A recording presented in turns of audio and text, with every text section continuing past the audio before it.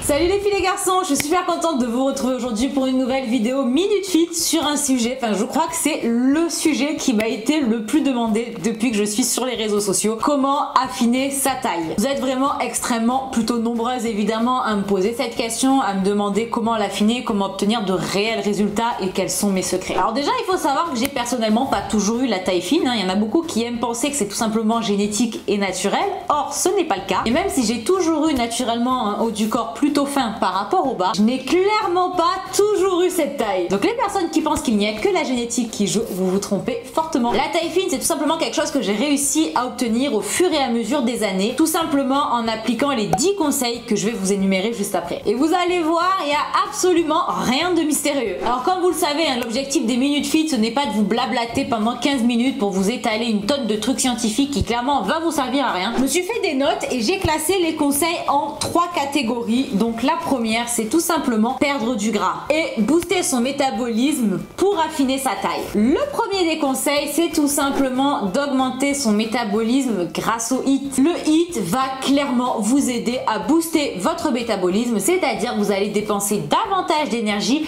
même au repos. Ainsi, sans augmenter le reste de votre pratique sportive ou sans manger moins, vous allez brûler davantage et donc vous affiner. C'est vraiment ma méthode de prédilection pour perdre du gras et forcément en perdant du gras, vous allez en perdre au niveau de la taille et vous allez vous affiner. Et de plus, le HIIT stimule quasiment toujours très intensément la sangle abdominale. Des abdominaux renforcés égale une taille affinée. Le deuxième point, c'est augmenter le métabolisme basal avec des charges. Idem que pour le HIIT, la musculation augmente votre métabolisme. Combiné avec le HIIT, il forme un cocktail surpuissant pour vous aider à sécher, à perdre en masse grasse et à vous affûter. L'objectif n'étant clairement pas de maigrir au sens propre du terme, on conserve ses formes, on conserve sa taille musculaire et ainsi on s'affine au niveau du ventre. Troisième conseil, c'est de favoriser les exercices polyarticulaires. Ce sont des exercices en fait qui sollicitent plusieurs groupes musculaires. Par exemple, le squat va solliciter votre dos, vos abdominaux, vos jambes et ainsi ce sont des exercices qui vont brûler un maximum de calories pendant que vous les réalisez déjà, donc voilà, c'est toujours agréable, mais en plus ils vont également augmenter votre métabolisme. C'est toujours la clé de la réussite, le métabolisme. Vous allez brûler des calories, vous allez donc perdre en masse grasse et en plus, petite cherry on the cake, vous allez muscler vos abdos et donc une fois de plus affiner votre taille. La deuxième catégorie, c'est muscler sa sangle abdominale pour réduire son tour de taille et ainsi tonifier son ventre. Le quatrième conseil, c'est de miser aussi sur les exercices de musculation qui sollicitent les abdominaux. Il va y avoir à nouveau le squat mais aussi le soulevé de terre, etc. parce qu'en plus de brûler des calories, vous allez indirectement solliciter vos muscles profonds et c'est eux qui vont vous permettre d'avoir un buste gainé. On oublie donc totalement tout ce qui est crunch, etc. Alors ça veut pas dire qu'il faut jamais en faire, ça peut être aussi des exercices intéressants mais en second temps. Si votre objectif c'est vraiment de vous remettre en forme, de tonifier ses muscles, etc., ce que je vous conseille tout particulièrement c'est les exos polyarticulaires et le gainage. Ensuite, quand vous aurez déjà une bonne base et une routine assez bien construite, vous pourrez, si vous le souhaitez, rajouter des exercices du type prière, crunch, etc. Mais sachez que ce n'est pas indispensable. Cinquième conseil, c'est se créer une routine donc de gainage variée et intensive. Donc le gainage simple, c'est déjà très bien, mais si on peut y rajouter des techniques d'intensification et de la variété,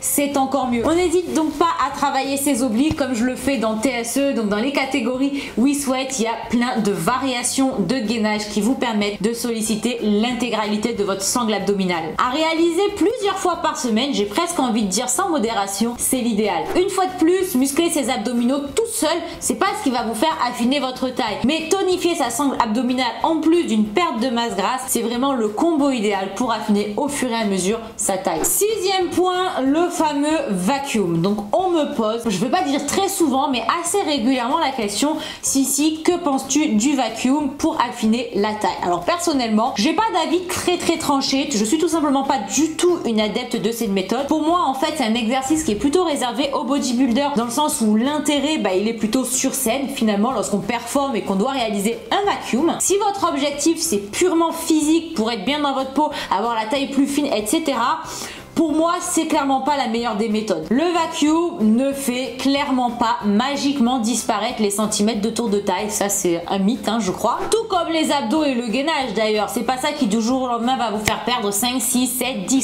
cm de tour de taille non plus. Hein. Donc clairement, si vous êtes sur cette vidéo dans l'objectif de perdre un petit peu le ventre et d'affûter votre taille, pour moi, oubliez le vacuum. Moi d'ailleurs, hein, pour vous le dire, moi je l'ai jamais pratiqué, ça m'a pas empêché de perdre un grand nombre de centimètres. On attaque maintenant la troisième et pour moi la plus importante des catégories, améliorer son transit. Et oui, éviter le petit ventre ballonné, j'ai presque envie de dire, c'est le plus important des conseils. Comment tu vas avoir une taille fine si tu as le ventre gonflé en permanence? C'est un peu compliqué. Il est donc indispensable de favoriser les aliments qui accélèrent votre transit. En gros, faut aller aux toilettes. Appeler un chat un chat. Hein. Un ventre gonflé, clairement, c'est la mort de la taille fine. Alors on mise au maximum sur une alimentation végétale. Moi, je dois dire la vérité, et c'est pas pour faire de la propagande du végétarisme. Clairement, j'ai vu une grosse amélioration à partir du moment où je me suis mise à une alimentation végétale. Évidemment, en tant que végétarienne à tendance végane, je mange énormément de légumineuses ainsi que de légumes et ce sont clairement les aliments qui favorisent au mieux le transit intestinal. Ensuite, il est très important de s'hydrater également. Donc là, on va parler d'un point de vue de transit. Il y a énormément de filles qui sont constipées.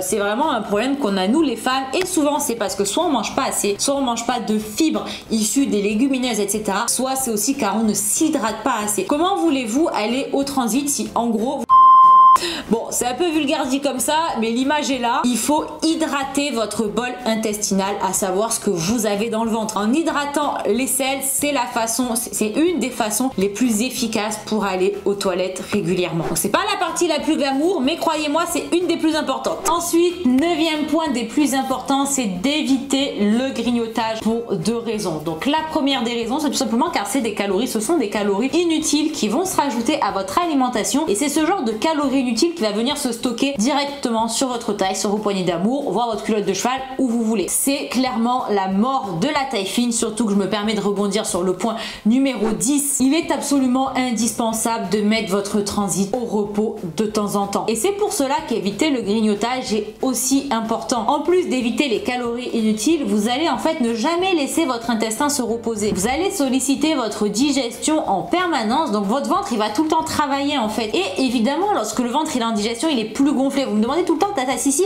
est-ce que tu as tout le temps le ventre plein? Parce que moi, quand je mange, j'ai le ventre qui gonfle. Moi aussi, quand je mange, j'ai le ventre qui gonfle.